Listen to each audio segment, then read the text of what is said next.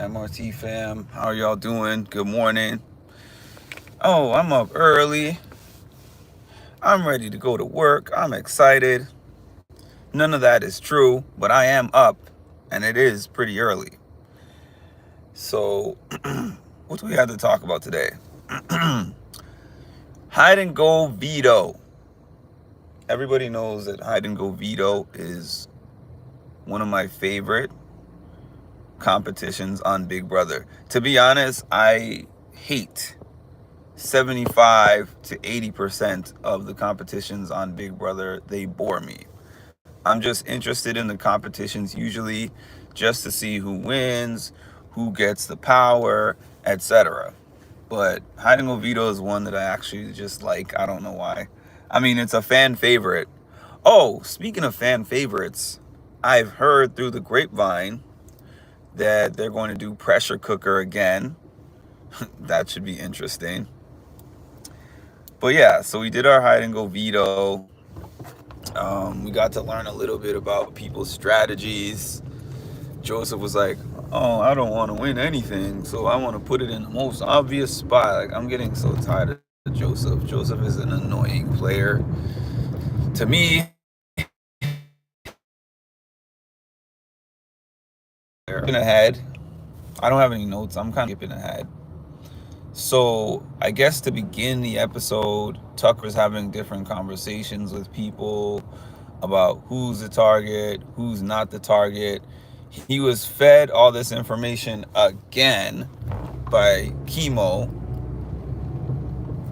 Like, Tucker is calling everybody else snakes, but Chemo is a snake. Because I'm sitting here like, Chemo is privy to all this information and is in several of these alliances that he's talking about.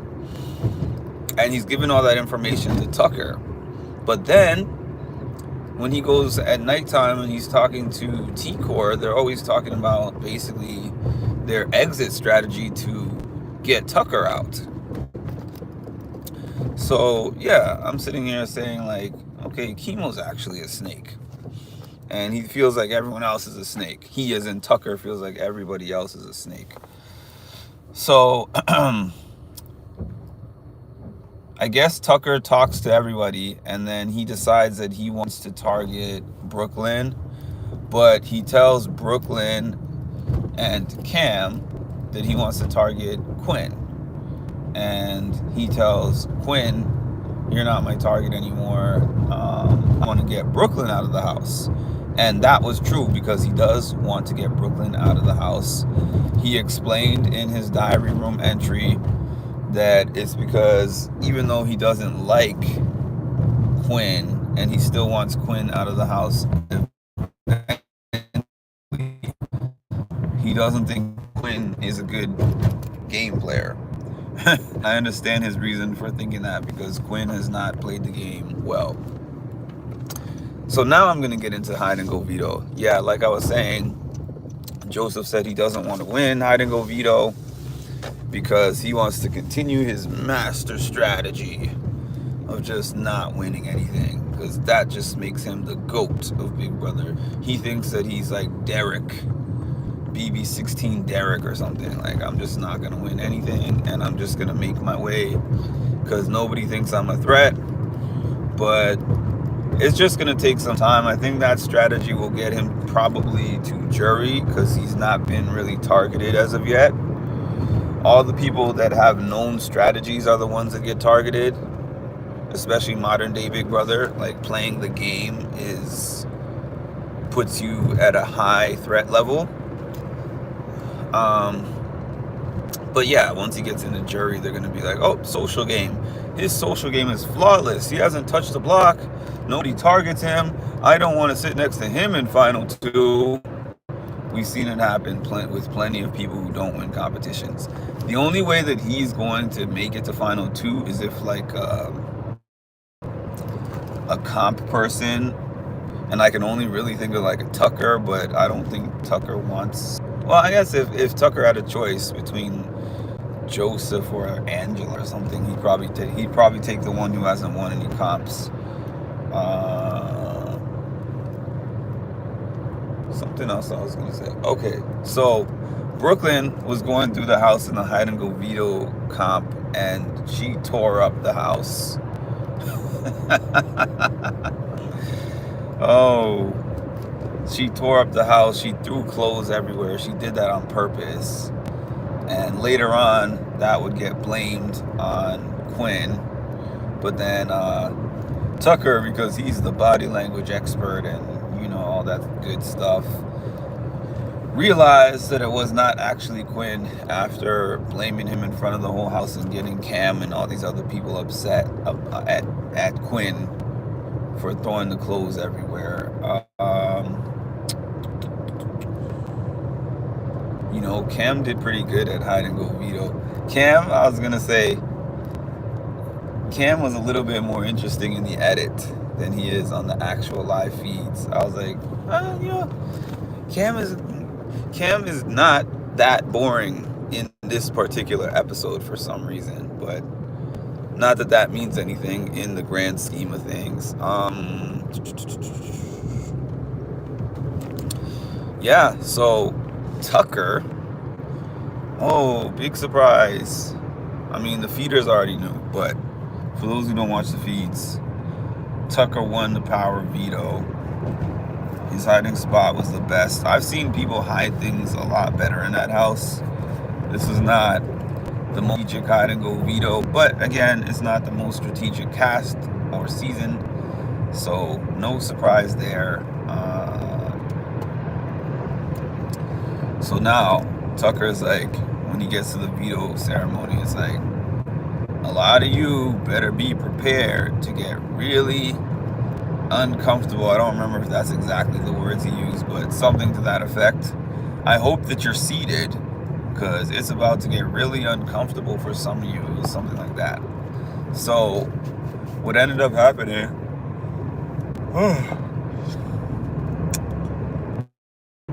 what ended up happening was that Tucker now blows up the collective and the Pentagon with the information that he got from Chemo. Now, this is something that I wanted to say about Tucker. You've heard me talk about Tucker. You've heard me say I don't like Tucker. You've heard me say Tucker's gameplay is just erratic and crazy. Yesterday, I mean, the veto ceremony is the first time I actually started to see anything strategic about anything that he has done or said. Because before, I'm like, Tucker's not really playing Big Brother. He's just doing whatever. He's not really a Big Brother fan or like super fan or anything. And I still think that that part is true.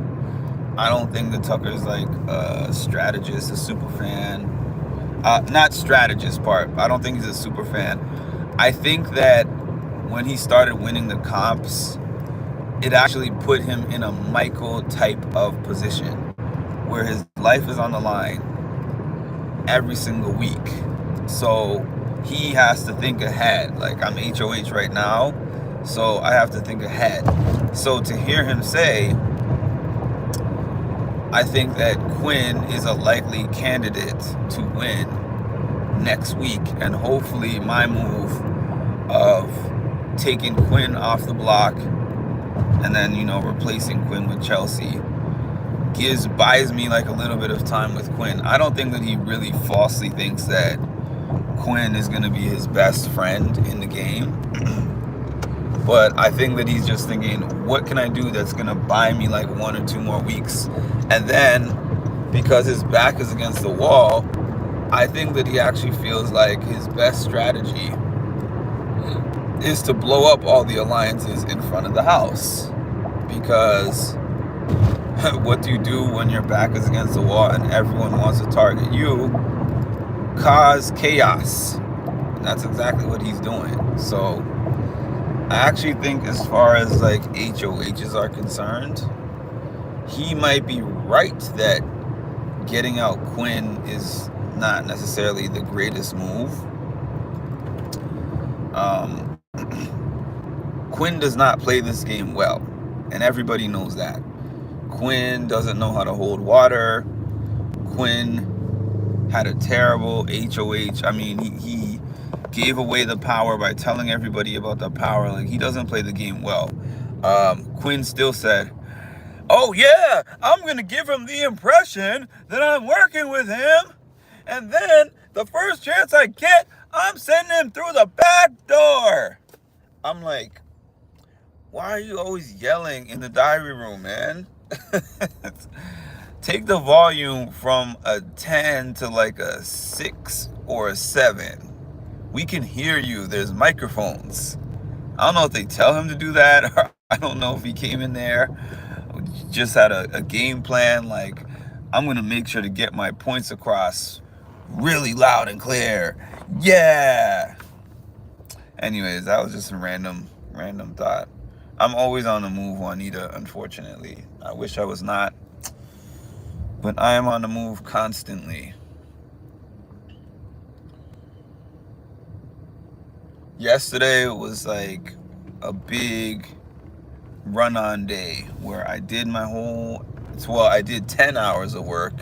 Then right after my 10 hours of work, I did some of my independent peer counseling sessions with some clients. I did a run afterwards. Then I came home really quick. Oh, I had another couple of things to do. I was getting some materials to make a custom shirt, and then I ran home and I watched the challenge. I did like a challenge recap, and then I woke up early this morning because I had work to catch up on. What time is it? 7:30. I had work to catch up on, and then I watched the episode while I was catching up on that work, and now I'm on my way to my first client's house. Not that you needed to know any of that, but good morning, Colleen and Jazz Lady. And I'm actually about to hop off, but yeah, that was my recap. I actually liked the episode, and honestly, with so many chill people in the house, you need somebody chaotic like Tucker. You know, like at first I was like, oh, this guy, he's annoying, he's not doing anything. I mean, not that he's not doing anything, he's doing a lot, but like, he's arrogant, he's this and he's that. I'm not rooting for him to win necessarily, but at the same time, I'm like, nobody else is really making moves or doing anything that interesting, so he's definitely shaking up the game. I'll give him that. His entertainment factor is a 10.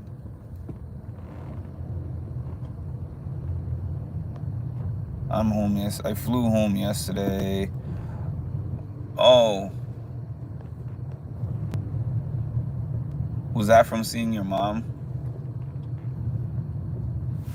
Yeah, I've always wanted to go to Houston though. I don't know why Houston specifically. I guess I know people. Well, I know people from Houston and Dallas, so I wanted to go to both. At one time, my friend was trying to convince me to move to Dallas like years ago. He moved to Dallas and he loved it over there, but I think the weather thing, just I couldn't do it. Hi, Ma. 6. Yeah, I'm sure that was nice. 100. My grandmother is going to be 90 in December. September, October, November, December. 4 months.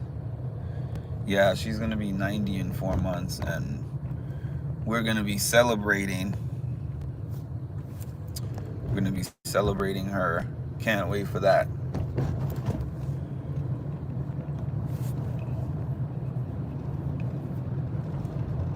Oh, so me and Cliff got to hang out. I could tell Cliff is from Texas. The cowboy hats, the accent.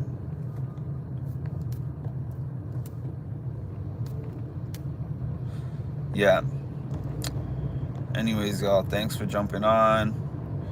Oh, I had to laugh at the fact that Brooklyn gave us a math ain't math in yesterday during the hide and go veto, I think. It's kind of funny.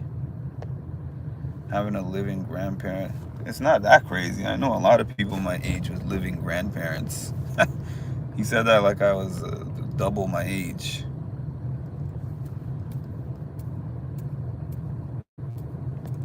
Yeah, I know a lot of people. A lot of people. Actually, a good amount of people that were in my class still have at least one grandparent. I know people with 2, 3. But yeah, I am happy that I still have my grandmother.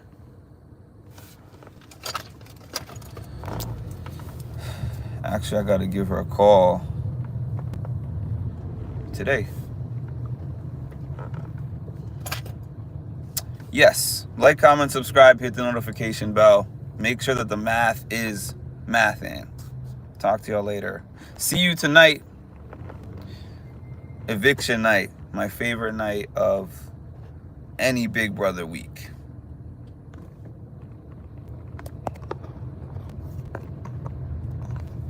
Oh, I agree, Jazz Lady. I agree. If you're not working with him specifically, you're a snake. Bye, y'all.